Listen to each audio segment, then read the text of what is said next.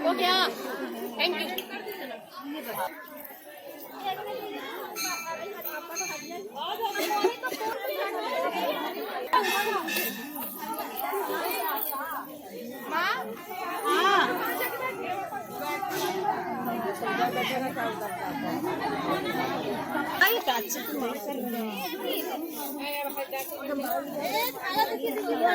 धारण की लक्ष्मी के समान शोभित हुई, बढ़ने लगी।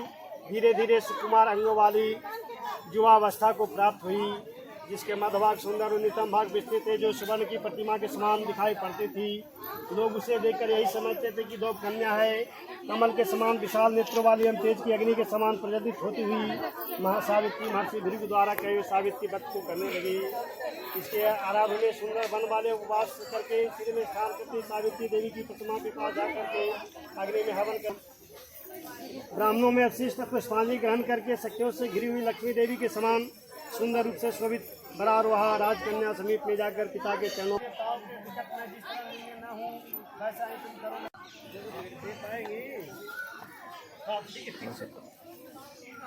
अपने अक्षत को दक्षिणा दे लीजिए। हरि ओम श्री विष्णु विष्णु मासानाम मातृत्व मासे अपना नाम।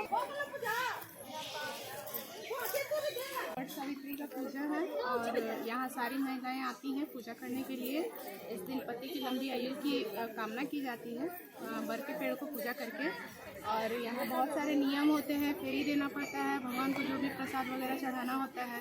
उसके बाद पूजा फेरी देने के बाद आते हैं और पंडित जी जैसा है कि यहाँ पे बैठे रहते हैं और सबको कथा सुनना होता है। तो उसके बाद हम लोग कथा सुनते हैं, उसके बाद अपने घर चले जाते हैं।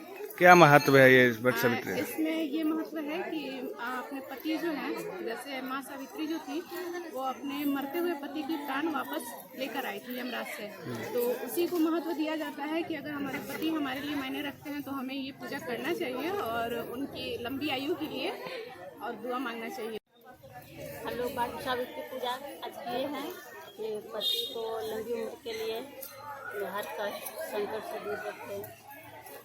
और हम लोग सभी महिला लोग यहाँ पे कथा सुने पंडित जी के द्वारा। लेकिन हम लोग को थोड़ा सा फेरी देने में कष्ट हो रहा है। हम लोग चाहते हैं कि यहाँ पे बहुत दिन से ये जो चबूतरा है बहुत कंजस्टेड है, छोटा है, इसको थोड़ा सा चौड़ा किया जाए। हम लोग महिलाएं लोग बहुत अधिक हो जाते हैं, इसके कारण भीड़ ज़्यादा लग जाता है।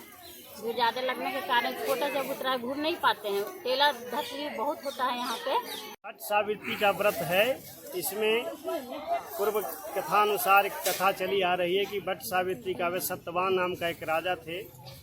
उनके पिताजी अंधे हो गए थे। वह बाल अवस्था में उनके कोई राजा ने उनके राज्य पर कब्जा कर लिया और ये छोटे ही थे, बाल गोद में ही थे। उसी समय ये जंगल में चले गए। जंगल में व्यतीत हुए। सत्यवान अच्छे अच्छे कार्य किया करते थे। जवान हो गए उसके बाद जो है सत्यवान उसका नाम रखाया। वह उन्हें नित्य घोड़े प्रिय थे, घोड़ा का चित्र बनाया करते थे। इस तरह से सावित्री व्रत के लिए सत्यवान एक कन्या थी जो अपने पिता से कह करके निकली कि मैं अपने लिए वर ढूंढने के लिए जा रहा हूँ। वर ढूंढ करके आया तो नारद जी ने कहा कि इसके जोग वर नहीं है, इसको 1 साल के बाद इसकी आयु समाप्त हो जाएगी, मर जाएगा। अतः इस बात को सोचकर सारी लड़कियाँ घबरा जाती हैं, लेकिन वह लड़की जो है दृढ़ निश्चय थी। उन्होंने व्रत को रखा कि नहीं, मैं जब भी करूँगा।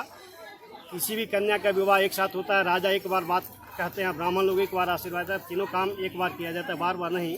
इस बात को सुन करके उसके पिता ने तुरंत विवाह संपन्न करा दिया। विवाह जाने के बाद उनको नारद जी की बातें याद आ रही थी। जब मरने का समय आ गया, उसी समय 3 दिन के पहले सावित्री जो है नियम का पालन करके कहने लगी जिस दिन मरना था उसी दिन सत्यवान जब लकड़ी काटने के लिए कुल्हाड़ी लेकर गया तो उसके पीछे पीछे सावित्री भी चल पड़ी। चलते चलते जैसे ही जंगल में लकड़ी काट के तैयार हुई, उसी समय जमराज वहाँ पर प्रकट हुए और उसके माथे में दर्द होने लगा। उसकी गोद में हाथ माथा रख करके जब सोने लगी, सो गए। उसी समय जमराज प्रकट हुए से देख करके जमराज ने कहा कि आप कौन हैं, कहाँ से आए हैं, आप देवता हैं अथवा दानव। तो सावित्री कहने पर उन्होंने बताया कि इनको ले जाने वाला मैं हूँ, इसे प्राण समाप्त हो गया, आयु समाप्त हो गया था। कहने के बाद उसके शरीर से प्राण निकाल कर जब चलने लगे, उसी समय सावित्री भी उनके पीछे पीछे चलने लगी। कुछ दूर जाने पर सावित्री को उन्होंने लौटाना चाहा कि अब यहाँ के बाद आगे कोई नहीं जाता। तब उन्होंने सावित्री ने कही कि आपके जैसे महान व्यक्ति के साथ जाने में कोई गिलानी नहीं हो रही है। अतः चलते ही उसी बात उनके बात से प्रसन्न होकर के यमराज ने उन्हें आशीर्वाद दिया। उन्होंने अपने पति के लिए दीर्घायु का वर मांगा, ससुर के लिए आँख की रोशनी मांगी, अपने पूरे समाज राज्य के लिए राज्य का पुनर्वास। इस तरह से सावित्री को यमराज वर देकर के चले गए।